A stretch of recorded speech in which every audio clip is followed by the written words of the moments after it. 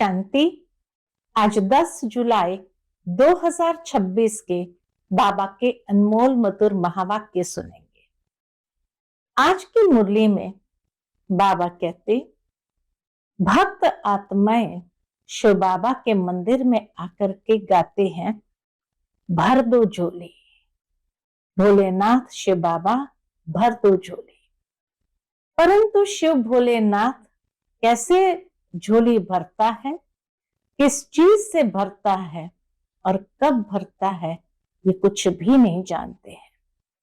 लेकिन जरूर कभी तो भरा है, तभी तो ये गायन भी करते हैं। तो बाबा इसका वास्तविक अर्थ बताते हैं कि संगम के समय पर शिव बाबा बहुत गुप्त रीति से आते हैं और गुप्त रीति से हम बच्चों की बुद्धि रूपी झोली को ज्ञान धन से भरते हैं। साथ ही साथ बाबा कहते, ये गुप्त ज्ञान धन का दान जो बच्चों को दिया, फिर बच्चे जाकर के अनेक आत्माओं को ये अविनाशी ज्ञान रत्नों का दान बहुत गुप्त रीति से करते हैं, जिससे ही शिव बाबा हम बच्चों को गुप्त रीति से विश्व की राजाई दान में देते हैं और हमें विश्व का मालिक बड़े गुप्त रीति से बनाते हैं। तो इसीलिए बाबा कहते, ये गायन याद जब आता है तो मनुष्य करते हैं। जाने अनजाने पन में भी जैसे ही स्मृति जागृत होती है, एक शिव बाबा ही भोलेनाथ है जो हमें ज्ञान रत्नों का दान देते हैं। इसीलिए कहते, बम बम भोलेनाथ भर दो झोली। दूसरी बहुत सुंदर बात आज बाबा ने सूक्ष्म रीति से हम बच्चों को समझाई है और वह है कि बाबा कहते हैं, बच्चे इस समय तुम खुदाई स्कूल में हो, अर्थात इस खुदाई स्कूल में तुम बच्चे पढ़ाई पढ़ रहे हो। बाबा आते हैं तो आकर के नई सृष्टि की रचना करते हैं प्रजापिता ब्रह्मा द्वारा। प्रजापिता कहते हैं तो प्रजापिता शिव बाबा को नहीं कहा जाता है। शिव बाबा है परम पिता परमात्मा, प्रजापिता है ब्रह्मा। बाबा कहते, प्रजा तो जरूर जन्म मरण के चक्र में आती है और आत्मा अपने संस्कार अनुसार ही जन्म मरण के चक्र में आती है। तो परमात्मा जन्म मरण के चक्र से परे हैं, लेकिन आते हैं नई सृष्टि की रचना के लिए। तो इसीलिए आज बाबा ने ये गुप्त दान का महत्व बच्चों को समझाया है। सुनते हैं आज के बाबा के अनमोल मधुर महावाक्य। ओम शांति। मीठे बच्चे, बाप आए हैं तुम बच्चों की अविनाशी ज्ञान रत्नों से झोली भरने। यह एक एक ज्ञान रत्न लाखों रुपए का है।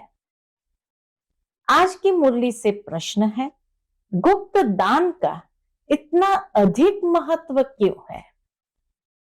उत्तर है, क्योंकि बाप तुम्हें अभी गुप्त ज्ञान रत्नों का दान देते हैं। इसे दुनिया नहीं जानती है। फिर तुम बच्चे इन ज्ञान रत्नों का दान करने से विश्व की राजाई ले लेते हैं। यह भी गुप्त है, न कोई लड़ाई, न कोई बारूद आदि, न कोई खर्चा। कितना गुप्त रीति से ये कार्य चल रहा है। गुप्त रीति से बाप ने तुम्हें राजाई दान में दी है, इसीलिए गुप्त दान का बहुत महत्व है। बाबा कहते, डबल ओम शांति। एक शिव बाबा कहते हैं, एक ब्रह्मा दादा कहते हैं। दोनों का स्वधर्म है शांत, दोनों ही शांति धाम में रहने वाले हैं। तुम बच्चे भी शांति धाम में रहने वाले हो, निराकार देश में रहने वाले आए हो। कहां? साकारी देश में पाठ बजाने। क्यों आए हैं? क्योंकि यह ड्रामा है ना। बच्चों को ड्रामा के आदि मध्य अंत का ज्ञान बुद्धि में भरा हुआ है, ऊपर से लेकर नीचे तक। पूरा ड्रामा का ज्ञान बुद्धि में भरा हुआ है। ऊंचते ऊंच भगवान, उनके साथ बच्चे, इन बातों को अच्छी रीति समझो। तुम्हारे सिवाय यह ज्ञान कोई में है नहीं। तुम पढ़ते हो कहां पर? खुदाई स्कूल में। बाबा कहते तुम पढ़ते हो खुदाई स्कूल में। भगवान वाच, भगवान तो एक ही है, कोई 10-20 भगवान नहीं है। जो भी सब धर्म वाले हैं, उनकी जो भी आत्माएं हैं, सबका एक ही बाप है। फिर बाप सृष्टि रचते हैं तो कहा जाता है प्रजापिता ब्रह्मा। शिव को प्रजापिता नहीं कहेंगे। प्रजा तो जन्म मरण में आती है, आत्मा संस्कार के आधार से जन्म मरण में आती है। फिर चाहिए प्रजापिता ब्रह्मा। गाया हुआ है परम पिता परमात्मा प्रजापिता ब्रह्मा द्वारा रचना रचते हैं। उनको बुलाया ही जाता है। किस नाम से बुलाएंगे? परमात्मा को, हे पतित पावन आओ।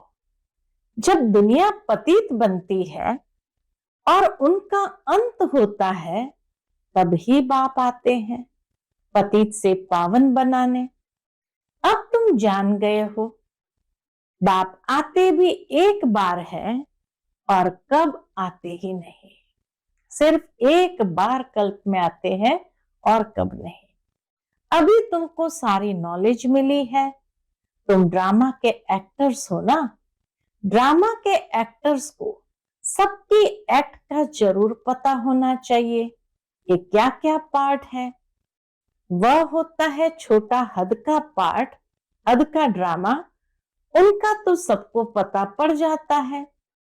तुम भी देख कर आते हो, चाहो तो लिख भी सकते हो, याद कर सकते हो। छोटा सा होता है, हद का ड्रामा छोटा सा होता है। यह तो बहुत बड़ा बेहद का ड्रामा है, जिसको तुम सतयुग से लेकर कलयुग अंत तक जानते हो। बाबा कहे जिसको तुम सतयुग से लेकर कलयुग अंत तक जानते हो। अभी तुम बच्चे जानते हो, हमको बेहद के बाप से बेहद का वर्षा मिलता है। फिर हद के बाप से हद का वर्षा, हद की प्रॉपर्टी मिलती है। बाबा ने समझाया था, राजाएं जो बनते हैं वह अगले जन्म में दान पुण्य आदि करने से एक जन्म के लिए राजा बनते हैं। जो भी दुनिया में राजाएं बनते हैं, एक जन्म कुछ अच्छा दान पुण्य किया तो राजाएं बन जाते हैं। ऐसे नहीं कि वह दूसरे जन्म में भी बनेंगे। तुम जो सतयुग में राजाएं महाराजाएं थे, ऐसे मत समझो कि तुम्हारी राजाई कोई गुम हो जाती है। फिर जब भक्ति मार्ग होता है, तब भी वह जास्ती दान पुण्य करते हैं। बाबा कहते हैं द्वापर के बाद भी तुम भक्ति में भी बहुत जास्ती दान पुण्य करते हैं, तो वह भी राजाई में जाते हैं, परंतु वह फिर हो जाते हैं विकारी राजाएं। तुम ही जो पूज्य थे सो फिर पुजारी बने हो। फिर भी सुख तो रहता है। बाबा कहते फिर भी सुख तो रहता है, दुख तो सिर्फ अभी होता है। अभी तमो प्रधान में भी तुमको सुख है, कोई लड़ाई झगड़े की बात नहीं। यह तो बाद में होता है, जब लाखों के अंदाज में हो जाते हैं, तब लड़ाई आदि शुरू हो जाती है। बाबा कहते लड़ाई झगड़े जब लाखों में हो जाते हैं प्रजा, तब लड़ाई झगड़ा आदि सब शुरू होता है। तुम बच्चों को तो सतयुग त्रेता द्वापर में भी सुख है, 3 हिस्सा सुख है। जब तमो प्रधान शुरू होता है, तब थोड़ा दुख होता है। अब तो है ही तमो प्रधान, रजो प्रधानता तक तो सुख था, लेकिन जैसे ही तमो प्रधान बनना शुरू होते हैं, तमो प्रधान और तमो प्रधानता, तब जाकर के दुख की भोगना होती है। बाप समझाते हैं, यह है ही तमो प्रधान दुनिया, तुम जानते हो ये बेहद का ड्रामा है, इनसे कोई भी छूट नहीं सकता है। मनुष्य जब दुख में तंग हो जाते हैं तब कहते हैं भगवान ने ऐसा खेल क्यों रचा है। जब इतना दुख हो जाता है, तंग हो जाते, तो कहते भगवान ने ऐसा खेल ही क्यों रचा है। अगर भगवान रचे ही नहीं तो दुनिया ही नहीं होती, कुछ नहीं होता। रचता और रचना तो है ना, उनकी डिटेल भी है, सतयुग से लेकर कलयुग अंत तक, बाकी थोड़े रोज है। तुम भी प्रैक्टिकल में देखेंगे, पहले से ही तो नहीं दिखाएंगे। बाबा कहे सब कुछ पहले से ही तो नहीं दिखाएंगे, प्रैक्टिकल में तुम सब देखेंगे। 5000 वर्ष का बाकी थोड़ा चक्र है, वह अभी थोड़ी दिखा देंगे। जब होगा तब उनको भी साक्षी हो देखेंगे। जो होना होता है वह कल्प पहले मुआफिक होगा। इसीलिए भक्ति में भी कहा जाता, होनी को कोई टाल नहीं सकता है। तो जो होनी होती है वो कल्प पहले मुआफिक ही होगी। यह तो देखते ही हो, तैयारियां हो रही है। तो बाबा कहे भले वो ड्रामा शब्द नहीं बोलते हैं, लेकिन होनी कह देते हैं, है तो एक ही बात। विनाश तो होगा जरूर, सबकी तैयारियां हो रही है, वह ड्रामा में पहले से ही नोंद है, विनाश जरूर होगा। अब तुम बच्चों को बाप समझाते हैं, तुम्हारी आत्मा जो तमो प्रधान बनी है, उनको भी यहाँ सतो प्रधान बनाना है। यहाँ ही हमें सतो प्रधान स्वयं को बनाना है। यह तुम अभी समझते हो। बाप गुप्त आते हैं, गुप्त ही तुमको ज्ञान दे रहे हैं। दुनिया में कोई नहीं जानता कैसे परमात्मा गुप्त रीति से आकर के गुप्त ज्ञान दे रहे हैं। गुप्त रीति से तुम विश्व का राज्य लेते हो, कोई भी आवाज नहीं, बिल्कुल ही गुप्त दान कहा जाता है ना। बाप आकर बच्चों को अविनाशी ज्ञान रत्नों का गुप्त दान देते हैं। बाप भी कितना गुप्त है, कोई नहीं जानते, बाबा को कोई जानते ही नहीं। यह सब कहां जाते हैं, ब्रह्मा कुमार कुमारियां क्या करते हैं, कुछ समझते नहीं है। तुम बच्चे जानते हो बाबा कितना गुप्त है। तुम बच्चों को गुप्त विश्व का मालिक बनाते हैं। न कोई लड़ाई, न कोई बारूद, न कोई खर्चा। यहाँ तो एक छोटा गांव लेने में ही कितने झगड़े मारा मारी चल पड़ती है। तो बाप आकर गुप्त दान देते हैं, अविनाशी ज्ञान रत्नों से तुम्हारी झोली भरते हैं। कहते हैं भर दो झोली, शिव बोला भंडारी भर दो झोली। तुम जानते हो, क्या जानते हैं, शिव बाबा हमारी अविनाशी ज्ञान रत्नों से झोली भर रहे हैं। तो एक एक रत्न लाखों रुपए का है, इतनी वैल्यू का है, ये भी कोई नहीं जानते हैं। तुम कितने रत्न देते हो, कितने रत्न बांटते हैं, दान में देते हो, फिर तुम कितने दानी बनते हो, वह भी गुप्त। देवताओं को कितने हथियार भुजाएं आदि दे दी है, वास्तव में है कुछ भी नहीं। देवताएं तो हथियार चलाते ही नहीं है।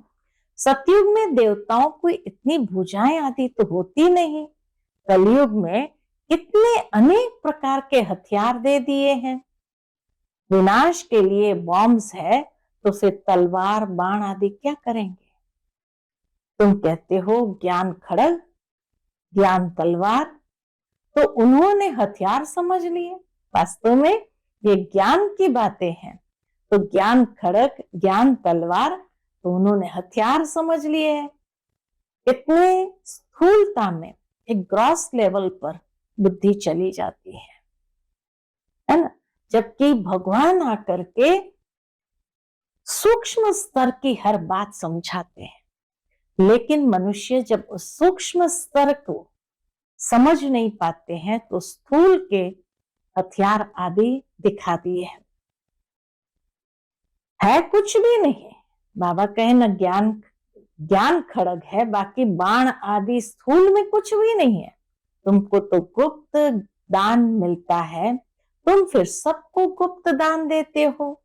तुम जानते हो बाबा हमको श्रीमत दे रहे हैं, श्रीमत है ही भगवान की। तुम जानते हो हम आते हैं नर से नारायण बनने। उनको सर्वगुण संपन्न 16 कला संपूर्ण दैवी गुणधारी कहा जाता है। दैवी गुण सिर्फ उन देवी देवताओं में होते हैं। बाबा कहते दैवी गुण सिर्फ उन देवी देवताओं में होते हैं। फिर कलाएं कम होती जाती है। जैसे संपूर्ण चंद्रमा की रोशनी अच्छी होती है, फिर कम होती जाती है। कम होते होते बाकी एकदम पतली लीक बच जाती है, एकदम पतली लकीर बच जाती है। सारा गुम नहीं होता है, लकीर जरूर होती है, जिसको अमावस कहते हैं। अब तुम्हारी ये बेहद की बात, तुम 16 कला संपूर्ण बनते हो। दिखाते हैं कृष्ण के मुख में माताएं चंद्रमा देखती हैं। यह है साक्षात्कार की बात। चंद्रमा नहीं देखते, लेकिन 16 कला संपूर्ण चंद्रमा जैसी सूर्यवंशी दुनिया देखती है। तो यह है साक्षात्कार की बात, जिसकी समझाने बाप बैठ देते हैं। अब तुमको संपूर्ण बनना है। माया का संपूर्ण ग्रहण लगा हुआ है, बाकी जाकर लकीर बचती है। सीढ़ी उतरते आए हैं, सबको सीढ़ी उतरनी है, तब ही फिर सबको वापस जाना पड़े। तुम तो अभी थोड़े हो, आहिस्ते आहिस्ते वृद्धि होगी। पढ़ाई में बहुत नहीं पास होते, इस पढ़ाई में बहुत नहीं पास होते। तुम्हारे सेंटर्स भी धीरे धीरे वृद्धि को पाते रहते हैं। समय नजदीक आता जाएगा, फिर समझेंगे इन्हों में क्या है। दिन प्रतिदिन वृद्धि को पाते रहते हैं। अभी कहते हैं हमने समझा था, ये कहां तक चलेंगे, खत्म हो जाएंगे। ये ब्रह्मा कुमार कुमारियां कहां तक चलेंगे, खत्म हो जाएंगे। शुरू में इस डर से बहुत भाग गए, पता नहीं क्या होगा। जैसे ही बेगरी पाठ शुरू हुआ, कई लोग चले गए कि पता नहीं अब क्या होगा, न यहाँ के न वहां के रहेंगे, इससे तो भागो। भाग गए, फिर उनमें से आते रहते हैं। बाप कितना सहज रीति से बैठ समझाते हैं। इन अबलाओं अहिल्याओं को कोई तकलीफ नहीं देते हैं। इन्हों का भी उद्धार तो होना है। कहते हैं बाबा हम तो कुछ पढ़ी लिखी नहीं है। बाप कहते कुछ नहीं पढ़ी हो तो बहुत अच्छा, शास्त्र आदि जो भी पढ़े हो वो सब भूल जाओ। मैं कुछ जास्ती पढ़ाता नहीं हूं, सिर्फ कहता हूं मुझे याद करो तो फिर बादशाही तुम्हारी है। बस तुम्हारा बेड़ा पार हो जाएगा। बच्चा पैदा हुआ और कहेंगे बाबा। बाबा कहते यहाँ ज्ञान मार्ग में जो बाबा के बच्चे बनते हैं, तो बच्चा पैदा हुआ और कहेंगे बाबा, मेरा बाबा। बस वर्षे का हकदार बन जाते हैं। यहाँ भी तुम हकदार बन जाते हो। बाप दादा को याद किया और राजधानी तुम्हारी। इसीलिए गाया हुआ है सेकंड में जीवन मुक्ति। शाहूकार लोगों का है पिछाड़ी का पार्ट, पहले गरीबों की बारी है। अभी देखो कितने सेंटर्स पर कितने अच्छे अच्छे भाई बहने भी आते हैं। तुम्हारे पास आपे ही आएंगे। दलितों का भी उद्धार होना है। भीलनी का भी तो गायन है। कहते हैं राम ने भीलनी के बैर खाए। वास्तव में राम भी नहीं है, शिव बाबा भी नहीं है। हाँ, हो सकता है इस ब्रह्मा को खाना पड़े, बिल्ली के बैर ब्रह्मा को खाना पड़े। भिलनी आदि आएगी। समझो टोली आदि ले आए तो इनकार कैसे कर सकते हैं। भिलनी गणिकाएं ले आएगी तो तुम भी खाएंगे। शिव बाबा कहते मैं तो नहीं खाऊंगा, मैं तो अभोक्ता हूं। शिव बाबा कैसे खाएंगे, इसलिए वो तो अभोक्ता है। तो बाबा कहे भिलनी जो बैर ले आती है, यानी कुछ भी अगर ले आती है, फ्रूट्स आदि ले आती है, तो तुम बच्चे खाएंगे, ब्रह्मा खाएंगे। तुम्हारे पास आएंगे सभी, गवर्नमेंट भी मदद करेगी, इनको उठाओ। तुमको भी ऑटोमेटिकली प्रेरणा होगी। बाबा गरीब निवास है तो हम भी गरीबों को समझाएं। बिल्लियों से भी निकलेंगे, इतना बड़ा झाड़ है, इनमें एक भी देवी देवता धर्म का नहीं रहा और सब धर्मों में कन्वर्ट हो गए हैं। अब बाप कहते जो भक्ति करने वाले हैं उनको समझाओ। तुम देख रहे हो सैपलिंग कैसे लगता है, ब्राह्मण कैसे बनते हैं। जो सूर्यवंशी चंद्रवंशी देवता बनते होंगे वही आते जाएंगे। एक बार भी सुना तो स्वर्ग में जरूर आएंगे। बाबा ने काशी कलवट का भी मिसाल सुनाया है। शिव पर जाकर बलि चढ़ते थे, उनको भी कुछ तो मिलना चाहिए। शिव पर बलि चढ़े तो उनको भी कुछ तो मिलना चाहिए। तुम भी बलि चढ़ते हो, पुरुषार्थ करते हो राजाई के लिए। भक्ति मार्ग में राजाई तो होती नहीं, वापस कोई भी जा नहीं सकते। तो क्या होता है, उनके जो पाप किए हुए हैं उनकी सजा भोग चुकतो कर देते हैं। फिर नए सिर जन्म होता है, नए सिर पाप शुरू होता है। बाकी रहना तो सबको यहाँ ही है। नंबर 1 में तुम ही हो, तुम ही 84 जन्म भोगते हो। सबको सतो रजो तमो में आना होता है। बाप कहते हैं इस समय सारी मनुष्य सृष्टि का झाड़ जड़ जड़ीभूत हो गया है। इस समय सारी मनुष्य सृष्टि रूपी झाड़ क्या हो गया, जड़ जड़ीभूत हो गया है। मनुष्य तो बिल्कुल घोर अंधियारे में कुंभकर्ण की नींद में सोए हुए हैं। एक कुंभकर्ण नहीं है, अनेक है। मिसाल हमेशा एक का दिया जाता है। तुम कितना भी समझाते हो, सुनते ही नहीं है। जिनका पाठ है वो पुरुषार्थ करते हैं और वही माता पिता के दिल पर चढ़ते हैं। तख्त नशीन भी वही बनेंगे। कितनी बच्चियां पूछती है बाबा, बच्चों को डांटना पड़ता है। बाप कहते इसका इतना कुछ नहीं है। अगर डांटना पड़ता है उसके कल्याण के लिए तो उसका कोई इतना कोई पाप कर्म नहीं बन जाता है। तुम पुकारती हो हम पतितों को पावन बनाओ, बाप भी कहते हैं काम महाशत्रु है। ऐसे नहीं कहा जाता क्रोध शत्रु है। माताओं में इतना नहीं होता है, पुरुष बहुत लड़ाई करते हैं। अब बाप ने तुम माताओं को आगे किया है वंदे मातरम। नहीं तो माताओं को कहते हैं तुम्हारा पति ही गुरु ईश्वर है, उनकी मत पर चलना है। हथियाला बांधा फिर फट से पतित बने। यह ईश्वर मिला उनको, अभी राम राज्य स्थापन होता है, बाकी सब मरते जाएंगे।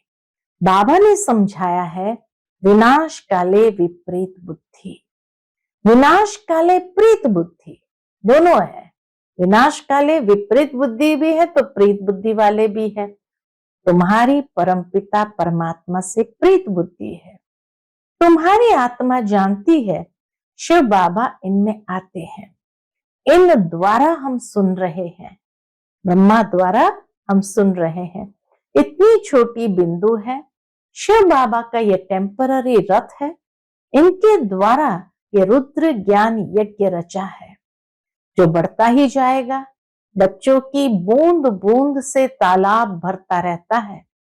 बच्चे अपना सफल करते रहते हैं क्योंकि जानते हैं ये तो सब कुछ मिट्टी में मिल जाना है, कुछ भी रहना नहीं है। इतना तो सफल हो जाए। सुदामा का भी मिसाल है ना। बच्चियां बाबा के पास चावल मुट्ठी, वह 6-8 रुपया भेज देती है, तो बाबा क्या कहते, वाह बच्ची वाह, बाप तो गरीब निवाज है ना, ये सब ड्रामा में नोंद है, फिर भी होगा, बांधे लिया है। बाबा कहते भाग्यशाली हो, शिव बाबा का रथ तो मिला ना, एक दिन आएगा, भविष्यवाणी देखो बाबा की, एक दिन आएगा सब आर्य समाजी आदि भी आएंगे, जाएंगे कहां, मुक्ति जीवन मुक्ति की हट्टी तो एक ही है, सजाएं खाकर सबको मुक्ति में जाना है, यह है कयामत का समय, सब वापस जाएंगे, यह है साजन की बारात, यह है शिव साजन की बारात। कैसे बारात जाएगी वह भी साक्षात्कार होगा, तुम्हारे सिवाय और कोई देख न सके। बाबा कहते तुम्हारे सिवाय कोई नहीं देख सकेगा। अच्छा, मीठे मीठे सिकिलते बच्चों प्रति माता पिता बाप दादा का याद प्यार और गुड मॉर्निंग। रूहानी बाप की रूहानी बच्चों को नमस्ते। हम सब रूहानी बच्चों की रूहानी माता पिता बाप दादा को याद प्यार, गुड मॉर्निंग और नमस्ते नमस्ते। शुक्रिया बाबा, शुक्रिया।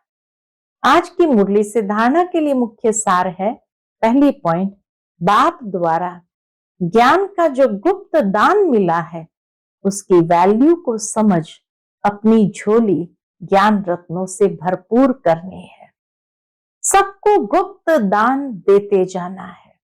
दूसरी पॉइंट, इस कयामत के समय जबकि वापस जाना है तो अपना सब कुछ सफल करना है, प्रीत बुद्धि बनना है, मुक्ति और जीवन मुक्ति का रास्ता सबको बताना है। आज का बाप दादा का मधुर वरदान हम बच्चों के प्रति, भोलेपन के साथ ऑलमाइटी अथॉरिटी बन। एक तरफ भोलापन, एक तरफ ऑलमाइटी अथॉरिटी बन, माया का सामना करने वाले शक्ति स्वरूप भव। भोलेपन के साथ ऑलमाइटी अथॉरिटी बन, माया का सामना करने वाले शक्ति स्वरूप भव। विस्तार है, कभी कभी भोलापन बहुत भारी नुकसान कर देता है, सरलता भोला रूप धारण कर लेती है, सरलता का स्वभाव भोला रूप धारण कर लेती है, लेकिन ऐसा भोला नहीं बनो जो सामना नहीं कर सको। सरलता के साथ समाने और सहन करने की शक्ति चाहिए, सरलता के साथ समाने और सहन करने की शक्ति चाहिए। जैसे बाप भोलानाथ के साथ ऑलमाइटी अथॉरिटी है, ऐसे आप भी भोलेपन के साथ साथ शक्ति स्वरूप भी बनो, तो माया का गोला नहीं लगेगा। माया सामना करने के बजाय नमस्कार कर लेगी। आज का स्लोगन है, अपने दिल में याद का झंडा लहराओ तो प्रत्यक्षता का झंडा लहरा जाएगा। अपने दिल में याद का झंडा लहराओ तो चारों ओर प्रत्यक्षता का झंडा लहरा जाएगा। आज का व्यक्त इशारा है, ज्वाला स्वरूप स्थिति में रह शक्तिशाली याद का अनुभव करो। उसके अंतर्गत बाबा कहते, विशेष याद की यात्रा को पावरफुल बनाओ, ज्ञान स्वरूप के अनुभवी बनो। आप श्रेष्ठ आत्माओं की शुभ वृत्ति व कल्याण की वृत्ति और शक्तिशाली वातावरण, अनेक तड़पती हुई भटकती हुई पुकार करने वाली आत्माओं को आनंद, शांति और शक्ति की अनुभूति कराएगी। अनेक आत्माओं को आनंद, शांति और शक्ति की अनुभूति कराएगी। अच्छा, ओम शांति।